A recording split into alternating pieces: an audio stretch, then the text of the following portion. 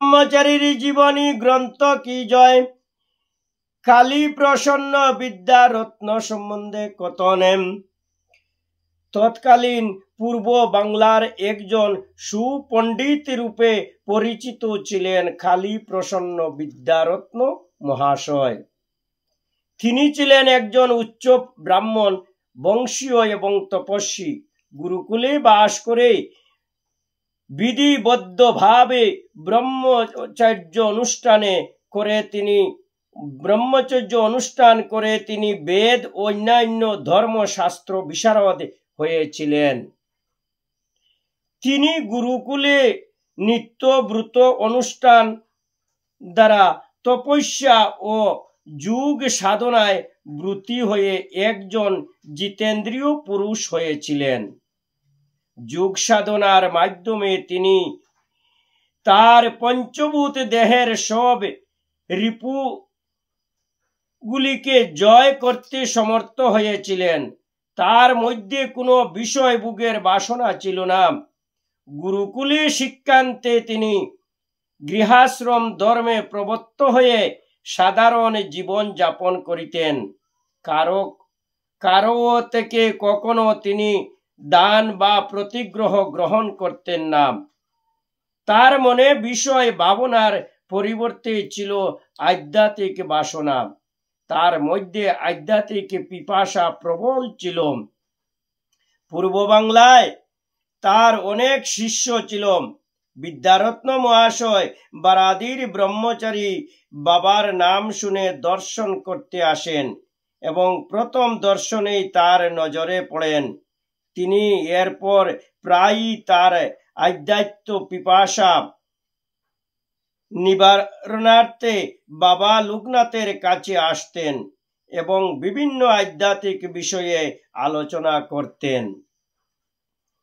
একদিন বিদ্যারত্ন মহাশয় আশ্রমে এসে আসন ঘরের বাইরে থেকে বাবাকে প্রণাম নিবেদন করতেই ভিতর থেকে বাবা পরম স্নেহে বলে উঠেন, কালী প্রসন্ন, নিদারুণ অর্থাভাবে তোর এখন দিন কাটছে না রে। হাতে টাকা পয়সা কিছুই নেই।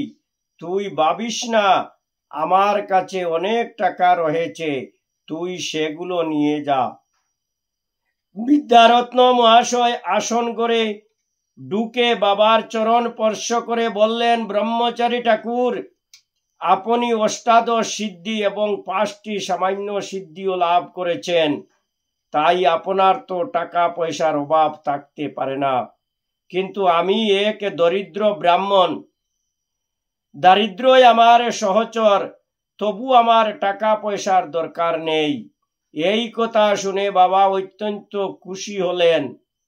তবু নিজের কমলাসন উঠিয়ে তাকে দেখালেন। বিদ্যারত্ন মহাশয় দেখেন আসনের নিচে অনেক টাকা। তিনি বুঝলেন, যিনি আজন্ম ব্রহ্মচারী, টাকা পয়সায় কোনোদিন হাত দেননি, তার আসনের নিচে এত টাকা কোথা থেকে আসবে। এটা বাবার এক অলৌকিক লীলা খেলা। তিনি বললেন, ব্রহ্মচারী ঠাকুর, আপনার যোগৈশ্বর্য আপনারই থাকুক, ওতে আমার দরকার নেই। আশীর্বাদ করুন যেন আমার ভগবত ঐশ্বর্য লাভ হয়। বাবা বিদ্যারত্ন মহাশয়কে পরীক্ষা করেছিলেন। তার মুখে এই কথা শুনে তিনি খুব খুশি ও তৃপ্ত হইলেন। তার কাছে ভক্তরা কেবল বিষয় ভোগ বাসনা আর্জি নিয়ে আসেন। কেউ ভগবত ঐশ্বর্য পাওয়ার বাসনায় আসেন না, কিন্তু কালী প্রসন্ন ভগবত ঐশ্বর্য পেতে এসেছেন। তিনি এতে খুব খুশি। যার অন্তর তপস্যা বলে শুদ্ধ হয়, তার বাসনা ক্রিয়াহীন হয়। যার মধ্যে ঈশ্বর বাসনা থাকে, তার মধ্যে কোনো বাসনা থাকে না। তিনি আসনের নিচে অনেক অর্থ দেখিয়ে তা দান করতে চাইলেও কালী প্রসন্ন কোনো আগ্রহ দেখালেন না, বরং বললেন, আপনার যোগৈশ্বর্য আপনারই থাকে, অর্থাৎ অর্থ দেখে কালীপ্রসন্ন বুঝতে পেরেছেন যে সেটা বাবার যোগসূর্য। বাবার সাধারণ লোক এইরকম দেখলে মনে করবে বাবা লোকনাথ ভক্তদের কৃপা বিতরণ করে অনেক অর্থ উপার্জন করছেন, তারা বাবার যোগসূর্যের নাগাল পাবে না। সেজন্য বাবা লোকনাথের মতো এমন উচ্চ ঈশ্বর কুটির ব্রহ্মচারীর কৃপা লাভ করার জন্য ভক্তের অন্তরে জমি তৈরি করা প্রয়োজন। কালীপ্রসন্ন বিদ্যারত্নের ওই দিনের ঘটনার মাধ্যমে বাবা এই লোক শিক্ষা দিতে চেয়েছিলেন। ভক্তগণ তা বুঝতে পেরেছেন কি?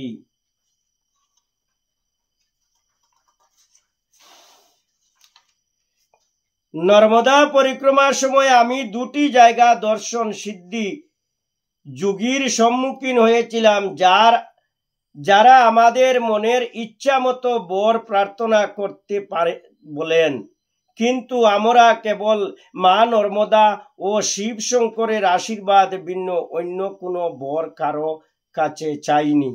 যদি আমাদের ভিন্নভাবে প্রলোভ করা হয়েছিল, গুরুদেবের থেকে সে সামান্য জ্ঞান সঞ্চয় করে পরিক্রমায় বেরিয়েছিলাম।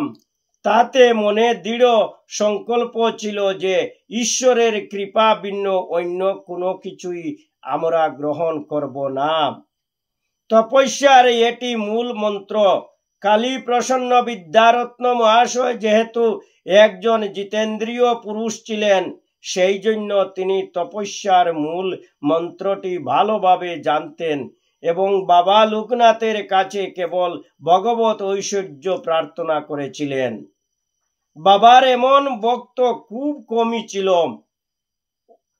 এরপরে আর একদিনের কথা, বিদ্যারত্ন মহাশয় বারাদির আশ্রমে এসেছেন বাবার কাছে বিদায় নিয়ে কাশী চলে যাবেন বলে।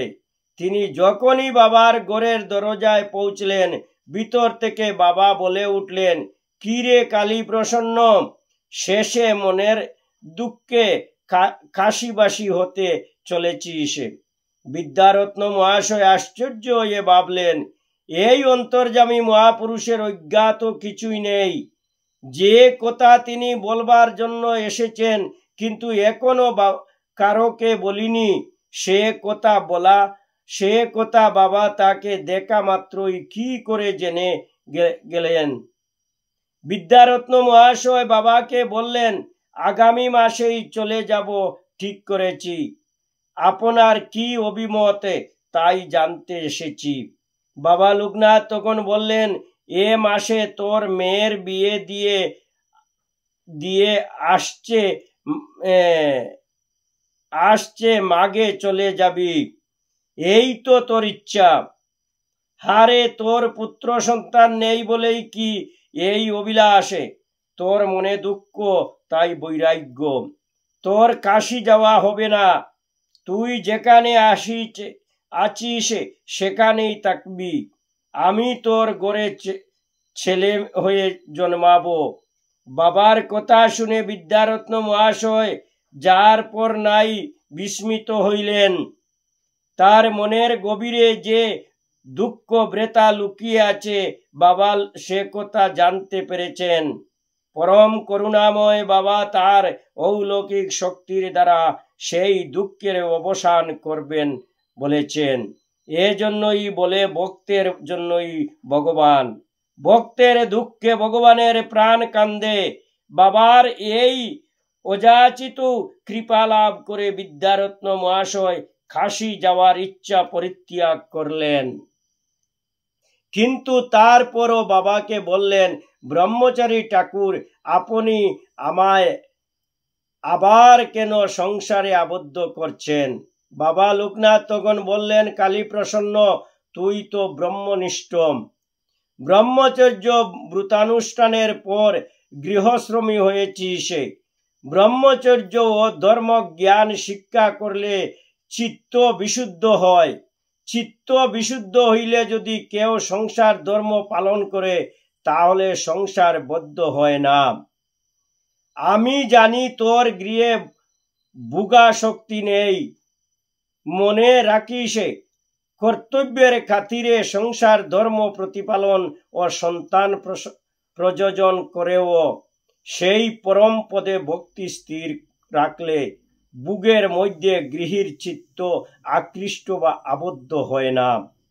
আমি শুনেছি তোর স্ত্রীও ভক্তি পরায়ণা, স্বামী স্ত্রী দুজনেই ভক্ত হলে তাতে কখনো বিষয়াসক্তি পাপ উপস্থিতি হতে পারে না। বাবা লোকনাথের বিদ্যারত্ন মহাশয়কে এই কথা বলার এক নিগূঢ় অর্থ আছে। পরমাত্মা ও জীবাত্মা একই বস্তু। ব্রহ্মচর্য অনুষ্ঠানের দ্বারা বিশুদ্ধ চিত্ত হলে পরমাত্মার সঙ্গে জীবাত্মার সাক্ষাৎ হয়। কালী প্রসন্ন বিদ্যারত্ন ব্রহ্মচর্য পালন করে গুরু গৃহে ব্রতানুষ্ঠানের দ্বারা নিজের চিত্তকে বিশুদ্ধ করেছেন। তিনি অবিদ্যাজনিত ক্লেশগুলিকে বিনাশ করে নিজের জীবাত্মায় পরমাত্মাকে সাক্ষাৎ করতে সমর্থ হয়েছেন। সেই জন্য তিনি ব্রহ্মজ্ঞ যুগেশ্বর বাবা লোকনাথ ব্রহ্মচারীর এই পরম তত্ত্ব বুঝতে বুঝলেন বাবা লোকনাথ কিভাবে তাকে সংসারী করেও মনে অনন্ত সুখের সন্ধান দিলেন। কৃতজ্ঞতায় তার মস্তক অবনত হল। তিনি বাবার আশীর্বাদ নিয়ে বাড়ির পথে অগ্রসর হইলেন। বাড়ি যেতে যেতে তিনি ভাবলেন, যতক্ষণ জীবাত্মা মায়ার বন্ধনে আবদ্ধ থাকে ততক্ষণ সে জীবনের আসল সত্যটি উপলব্ধি করতে পারে না। সংসারের মায়ার বন্ধনেই সে আবদ্ধ থাকে। যখন ঈশ্বরের করুণাময় জীবাত্মা সেই মায়ার বন্ধন হতে মুক্ত হয়, তখন সংসার থেকেও সে বন্ধনহীন থাকে। ঈশ্বর দ্বারা সৃষ্টি মহামায়ার এই বন্ধন কেবল একজন পরম ব্রহ্ম মহাপুরুষই ছিন্ন করতে বা করাতে পারেন।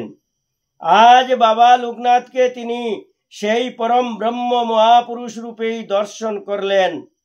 বাবার কৃপায় আজ তার জীবাত্মার সংসারের মায়ার বন্ধন ছিন্ন হল।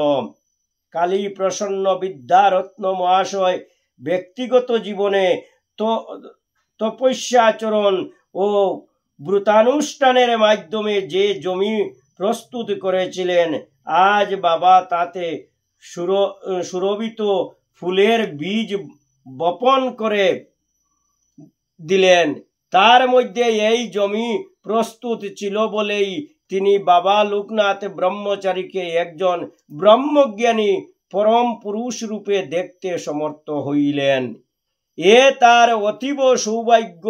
তার মন আজ আনন্দময় হয়ে উঠেছে এই ব্রহ্মজ্ঞ মহাপুরুষের কৃপায়।